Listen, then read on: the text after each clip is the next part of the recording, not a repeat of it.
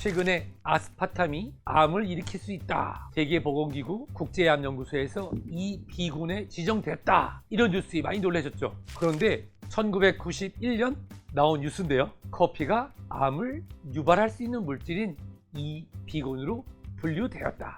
라는 뉴스입니다.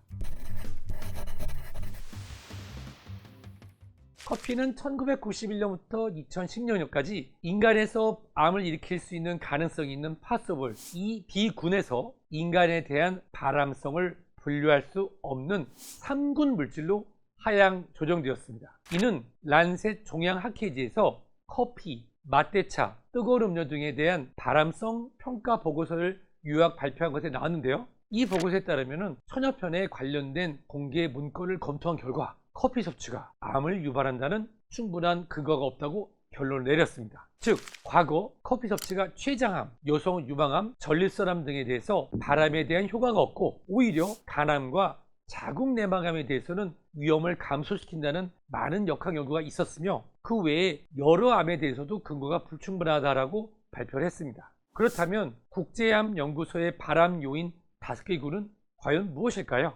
1군은 인간에게 암을 유발하는 것이 확실함. 이 A군은 인간에게 암을 유발할 개연성, probable, 개연성이 높음. 이 B군은 인간에게 암을 유발할 가능성, possible, 가능성이 있음. 3군은 인간에 대한 발암성을 분류할 수 없음. 4군은 인간에게 암을 유발하지 않을 개연성이 높음입니다. 말장난 같다고요? 어렵다고요? 맞습니다. 실제로 이러한 유사한 문제들은 2015년에 붉은 고기 센세이션, 소고기와 돼지고기 같은 붉은 고기가 EA군 그리고 가공육을 1군으로 분류했던 것과 비슷합니다. 그뿐만이 아니에요. 섭씨 65도 이상의 뜨거운 음료를 마실 경우에도 식도암에 걸릴 위험성이 높아서 뜨거운 물도 EA군에 등재되어 있습니다. 그렇다면 아까 잠깐 말씀드렸던 EA군은 아마도, probably, 그 다음에 B군을 설명할 때 들어간 가능성이 있는 possibly. 사실 대한민국 사람들에게는 이 둘의 차이가 쉽지는 않은데요. 이것은 아마도라고 하는 뜻은 동물 실험에서의 연관성은 깊으나 인체 실험에서의 가능성이 낮은 부분, possible이라는 것은 인간과 동물에서의 암 발생률이 떨어진다.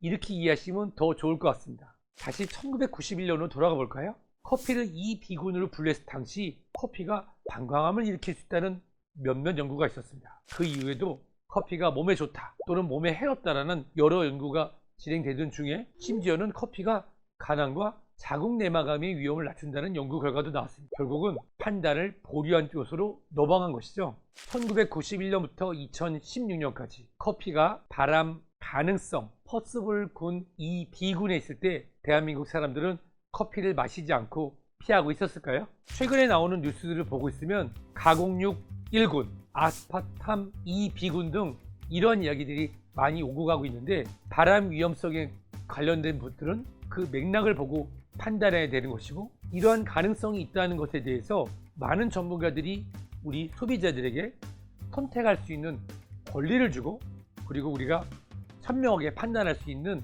정보를 준다고 이해하면 더 좋을 것 같습니다.